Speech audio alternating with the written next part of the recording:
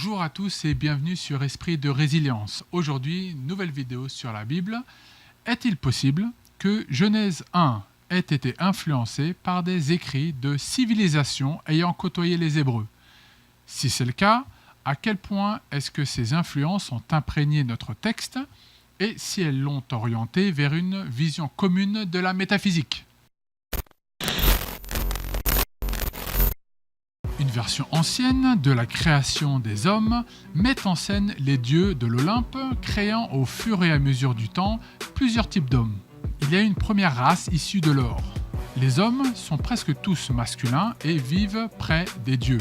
Ils ne travaillent pas, ne souffrent pas, ne vieillissent pas et ne sont pas affectés par la maladie. S'ils meurent, ils deviennent des esprits bons et protecteurs. Mais avec la chute de Chronos, cet âge d'or prend fin. Les hommes sont alors recouverts de terre et ils sont précipités dans une nouvelle ère, celle de la race des hommes d'argent. Ces hommes ne respectent plus ni Dieu ni leurs compères. Ils se battent et se débauchent. Zeus décide alors de les détruire. Il va créer la race des hommes de bronze, hommes violents qui adorent la guerre et qui vont jusqu'à quasiment dépeupler le monde. Zeus va créer la génération des héros qui vont se distinguer dans les fameuses épopées comme celle de Troie. En récompense pour leur sacrifice ultime, ils se retirent sur l'île des Bienheureux. La dernière race créée est celle des hommes de fer. C'est cette race qui peuple le monde actuel. Hommes et femmes sont condamnés à souffrir et à travailler depuis la naissance jusqu'à l'article de la mort. Cette race est vouée à se déprécier petit à petit jusqu'à ce que plus aucun homme bon ne subsistera. Là, Zeus la fera disparaître. Une autre version grecque plus récente met en scène Zeus qui, s'ennuyant à mort sur l'Olympe, demande le concours des dieux inférieurs pour créer quelque chose d'exceptionnel. Son fils Héphaïstos mélange la terre au feu et crée toutes sortes d'êtres vivants, mâles et à l'image des dieux. Épiméthée, un titan, crée dans l'empressement tous les animaux avec les meilleures qualités. La force, la rapidité, la protection naturelle comme la fourrure, les écailles, les plumes et les griffes. Ces animaux sont autonomes et peuvent survivre à leur environnement. N'ayant plus de qualité à attribuer à l'homme, Épiméthée les crée nus et vulnérables. Le titan Prométhée, son frère, améliore l'homme, lui permettant de se tenir debout et d'avoir un corps plus robuste et plus solide. Prométhée obtient de Zeus le feu afin que l'homme soit plus autonome, qu'il puisse se chauffer, chasser et manger. La nourriture abonde, les hommes vivent heureux, connaissent une mort douce et se retirent vers une vallée verdoyante, un paradis portant le doux nom de Champs-Élysées. Les hommes et les dieux se côtoient et partagent le même rang. C'est l'âge d'or. Ce qui aurait pu servir de base pour une vie de félicité éternelle a été de courte durée. En effet, Zeus est jaloux de l'homme qu'il juge inférieur. Il veut organiser une société hiérarchisée dans laquelle il serait au plus haut, les hommes au plus bas et les dieux intermédiaires au milieu. Il organise donc un banquet où sera sacrifié un bœuf qui sera partagé en deux. Une part exceptionnelle pour les dieux et une part moindre pour les hommes. Prométhée, qui est du côté des hommes, se voit en charge du sacrifice. Il prépare un amas d'os ayant l'air appétissant et un plat de viande enrobé de tissu visqueux. Zeus choisit ce qu'il croit être la belle part et se fait avoir comme un bleu. Pour se venger, il cache aux hommes le blé éternel, les contraignant à travailler pour se nourrir et les prive du feu. Prométhée, avec l'aide d'Athéna, la fille de Zeus, vole le feu et le donne aux hommes. Zeus demande alors à son fils Héphaïstos, le dieu du feu, de créer un être inconnu, une femme à l'image des déesses, laquelle reçoit les plus belles qualités. Mais c'est sans compter Hermès qui, sous l'ordre de Zeus, confère à cette femme les attributs du mensonge, de la manipulation, une insatiable envie d'amour et de curiosité. Voici créé Pandore, le don de tous les dieux. Elle devient la promise d'Éphiméthée et reçoit la fameuse boîte qu'elle ouvrira le soir de ses noces. Tous les maux de la terre s'abattent alors sur les hommes. La vieillesse, le travail, la maladie, la folie, le vice, la passion, la faim, la souffrance et la mort. La séparation des hommes d'avec les dieux est consommée. Ce sont des créatures devenues finies qui devront travailler pour vivre et ensemencer la femme pour se reproduire. Du côté des Babyloniens, les choses sont expliquées différemment. Les Anunnaki sont des dieux venus d'une autre partie de l'univers pour s'installer sur Terre il y a environ 450 000 ans. Ils la colonisèrent, entreprirent de grands travaux comme détourner le Tigre et l'Euphrate et minèrent l'or, métal précieux pour ces dieux. Anu était le roi des Anunnaki et Enlil était le souverain de la Terre. Après leur arrivée sur Terre, c'est-à-dire 3600 ans pour certains et 144 000 ans pour d'autres, les Igigi, les dieux travailleurs, se révoltèrent contre les Anunnaki.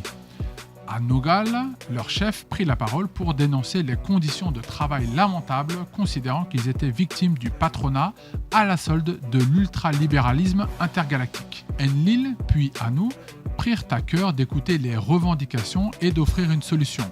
Ils décidèrent de créer des êtres à leur image, des loulous, des primitifs, des loulous amelou, des travailleurs primitifs, et des avilum, des travailleurs de force. Cette race de travailleurs sera appelée Adapa ou Adam. Elle avait pour but de remplacer les Igigi dans tous les travaux de labeur. 14 matrices furent mises en place afin de créer 7 hommes et 7 femmes, et le travail de composition dura 10 mois. Les Igigi, délivrés de leur labeur, dirigèrent désormais le travail des hommes. Les Anunnaki leur enseignèrent à travailler la terre, à confectionner des outils, à ériger des monuments, le tout afin de se nourrir et de nourrir les dieux. Dans cette version de la création de l'homme et dans les versions assyriennes et sumériennes, Adam est directement créé par les dieux et non pas par une sous-catégorie de déité comme dans la version grecque. Il est donc intentionnellement créé pour servir les dieux. En Égypte, l'apparition de l'homme n'est pas jugée importante par rapport à l'ordre cosmique. Les rites d'Héliopolis et d'Hermopolis relatent sa création après que le dieu Ra Atum ait pleuré dans un moment de faiblesse, rappelant la nature faible de l'homme. Tous ces textes nous disent quoi ? La mythologie grecque propose une version pessimiste de la place qu'a l'homme dans l'univers. Autrefois grand, il s'est dépéri du fait de la jalousie de Zeus pour l'homme. Les deux versions s'accordent sur le fait que l'homme est un être vil et inférieur aux animaux. Les Grecs reconnaissent une hiérarchie entre les dieux supérieurs, les dieux inférieurs, les héros, puis les hommes. Les cités grecques, aussi démocratiques qu'elles le furent, adoptèrent cette image à leur société. Les esclaves, qui formaient un tiers de la population, se voyaient octroyer les travaux les plus durs, comme à l'image des hommes du fer. Les citoyens étaient à l'image des hommes de l'âge d'or. Ils ne travaillaient pas et se livraient aux loisirs comme les dieux. Leur cité comptait des temples voués aux divinités afin de les côtoyer, et les citoyens participaient à des guerres épiques dans lesquelles tout acte héroïque vous menait au champ d'honneur comme au temps glorieux des héros. Cette société avait pris pour fait accompli que les hommes n'étaient pas tous égaux. Il y avait d'un côté les citoyens et de l'autre les esclaves. La mythologie babylonienne a fondé une civilisation dans laquelle la classe régnante se réclamait des Anunnaki. Elle entendait se faire servir par Adam, ou les hommes, c'est-à-dire la race servile, où les esclaves étaient tenus en laisse par une classe intermédiaire qui rappelle les Igigi. Cette vue de la société a influencé les civilisations post-babyloniennes. Force est de constater que l'Égypte avait fondé ses cités sur un modèle similaire, avec au sommet de la pyramide, du coup, la famille de Pharaon, descendant directement du dieu Ra, puis une noblesse qui mettait en esclavage tout peuple conquis. Genèse 1 présente des éléments similaires au récit des civilisations voisines des Hébreux, à savoir un certain ordre dans la création et une harmonie dans les choses. Or, deux aspects se différencient radicalement des autres textes. Premièrement, Dieu est à la base de toute création. Cela a été déjà bien expliqué dans les vidéos précédentes, donc je ne vais pas y revenir aujourd'hui. Ici, nous pouvons voir que l'homme est présenté comme étant créé à l'image de Dieu et que l'homme et la femme sont égaux en valeur. Elohim donne aussi à Adam l'autorité sur toute la création. Adam, l'homme avec un grand H, domine directement sur Ha-Aretz, la terre, sur Ha-Shamaim, les cieux, et sur Ha-Maim, les mers, ainsi que sur tous les animaux. C'est le sens derrière le verbe rifshua qui est employé dans le texte. Dieu ne lui donne en aucune manière le droit ou quelconque possibilité pour dominer sur une autre personne. Le texte de Genèse 1 est pour ma part révolutionnaire pour le monde antique, dans le sens où Dieu montre aux hommes son intention première qui est de fonder une société basée sur la liberté, sur la responsabilité de chacun, une société où tous les hommes sont égaux en droit face à Dieu et, à l'instar des autres civilisations, ne peuvent fonder de système hiérarchique basé sur l'exploitation de l'homme par l'homme. Dieu n'a servi en aucune manière sa création. Il l'a bénie. Cette bénédiction est un processus à 3 étapes. La première est d'être fécond.